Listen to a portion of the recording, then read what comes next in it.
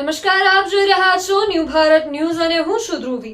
સુરેન્દ્રનગર ચોટીલા પ્રાંત અધિકારી હરેશ મકવાણાએ સમન્સ આપવા છતાં ખનીજ ચોર હાજર ન થતા મિલકત જપ્તીનો હુકમ કર્યો છે, જે પગલે ખનીજ માફિયાઓની અંદર ખળભળાટ મચી ગયો છે। પ્રાંત અધિકારીએ થાનગઢના જામવાડી ગામે ખનીજ ચોરી પર રેડ કરી હતી, ત્યારે ખનીજ માફિયા પિતા પુત્ર આરોપી રણુભાઈ દાનાભાઈ અને વિજયભાઈ રણુભાઈ અલગોતર જપ્ત કરેલ વાહનોના મુદ્દામાલ ચેકિંગ ટીમ સાથે બોલાચાલી કરીને નાસી છૂટ્યા હતા, જેથી પ્રાંત અધિકારીએ બંને આરોપીને વોરંટ ઇસ્યુ કરીને હાજર થવા માટે ફરમાન કર્યું હતું।